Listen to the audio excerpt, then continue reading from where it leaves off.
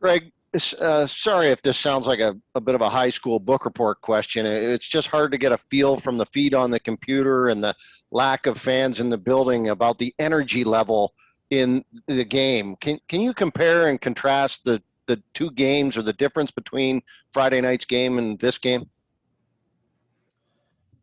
I mean, they've both been very high. They've been physical contests. More tempers were flaring tonight. It's really turning into a bit of a rivalry, which is really good for us.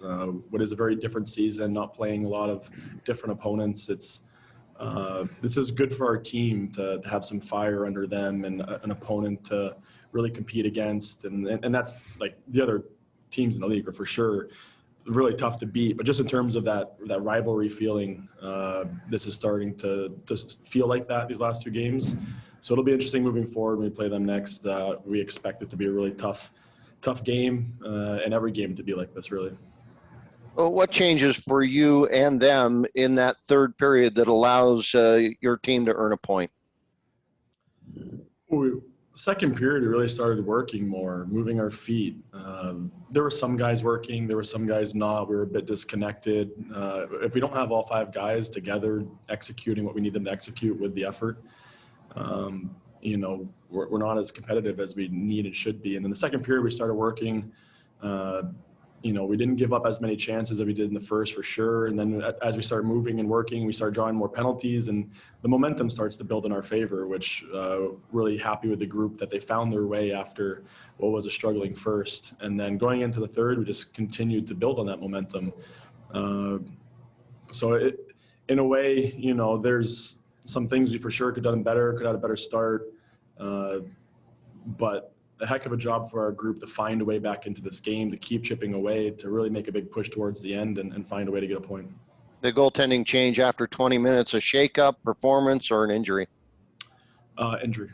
And the nature of it and the length of time, or too soon?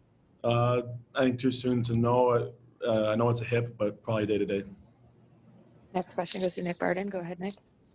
Hey Greg, I didn't see Barabanov in the overtime period. I was just wondering if maybe you could elaborate on the decision to leave him out at that point.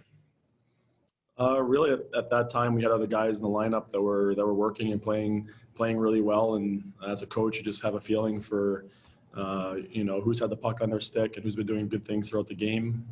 I felt that the six guys up front anyway that we were going with. Put themselves in a good spot to get those reps. And last one goes to Justin Levine. Go ahead, Justin. Hey, Greg. I want to ask you about Barabanov as well, but, can you speak to the uprise in talent that you're seeing, or production maybe is better use of wording, for both Barabanov and Alex Galchenyuk, especially given that he was at his former home of the Bell Center tonight and once again put himself on a couple points on the board as well as Barabanov? Yeah, they found a way to have an impact in the game. They're highly skilled players. They made big plays at big times in the game to get us back into it. So, we have a roster filled with a lot of skill. There's a lot of guys in the team that can make plays and have a big impact in the game. They're definitely two guys that are part of that group, and they showed up again tonight.